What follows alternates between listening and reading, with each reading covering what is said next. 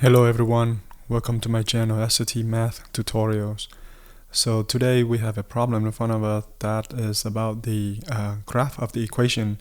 So basically the problem gives us the equation, and then our job is to put it on the graph or choose which one of these four graphs in front of you represent this equation here. So the question is this: which of the following is the graph of the equation y equal 2x minus 5 in the xy plane, right? So this is so as I say, this is the equation that they want us to graph. So y equal 2x minus 5. So by looking at this, we can draw a parallel between we can write like y equal ax plus b. So the b is the constant, right? The b is the constant, and that represent the intersect of y on the y-axis. So this represents the intercept, right? So y-intercept. So here the y-intercept in this equation is -5. That is the y-intercept. So the y-intercept is when x is 0. What is y, right? So here we have a -5. So x is 0, then y is -5. So by looking at these four graphs here, which one the graph intersects 5. So we see that this one intersects -5, this one intersects -5. A and C are not part of it, right? C intersect at +5, and A intersect at the positive, this is 2.5. So right off the bat we can eliminate A and C. So now we're down to B and D, right? So B and D, so here's the A, right? The A here represents the slope, meaning how steep something is. But before we look at the number, so here there are two components in this number, right? So two, they have it's actually plus. So 2 here, it's a +2. So two components. So the first component is the plus, and the second component is the number, right? So the plus here, so without any sign in front of it, without the negative sign in front of it, so we know that it's a plus. So the plus represents that the slope is going up. So going from left to right. So that's going up.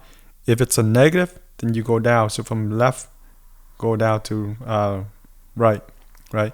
So this slope here represents positive, and this slope here going down represents negative, right?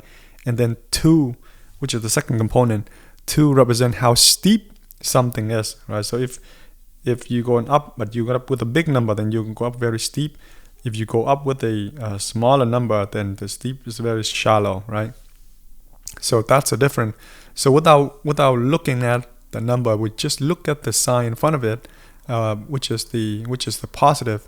So here we have positive, which means our graph is going up, but B, our graph is going down. So that's not the answer, right? So we can also eliminate B, and right off the bat, so we already eliminate 3 answers. So D is the last choice, which is our answer here. So we can also test, but we don't have to in the SAT exam. SAT exam is like the time exam, right? So you know, the more time you spend on the less time you spend on the easy problem, you have more time spent on the more complex problem. So the faster you do this is the better. But this is for the sake of working through these type of problems. You can also like test it out, right? Because this is just an example. So you can test it out, see if this slope represents the steep of 2, right? So if you start with the -5 here, right?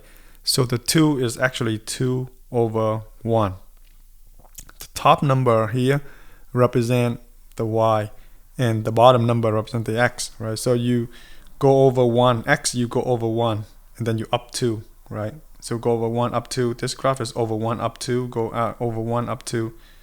That's how this graph works, right? So this line here represent the actual equation that we have up top here, which is y equal 2x minus 5. So D is the answer. So that's how you tackle this problem. If you see the equation y equal ax plus b, you know that b is the y-intercept. So first look at that, see which one you can knock it out quickly. So right off the bat, we can knock out the A and the C, like I said, because A and the C, the y-intercept is in the positive, not in the negative. So we knock them out. And then you look at the slope. Is it going up or is it going down? Is it positive or negative? If it's negative, then it's going down. If it's positive, then it's going up. So right there, you can eliminate B. And without graphing, you already know the you already know the answer.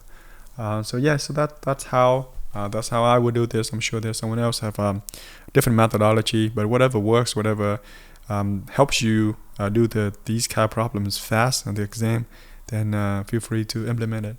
Okay, so that's all I have for this problem here. If you're able to watch to this point, then thanks for watching. And if you are going to take the exam, either SAT or ACT, anytime soon, then I wish you the best of luck.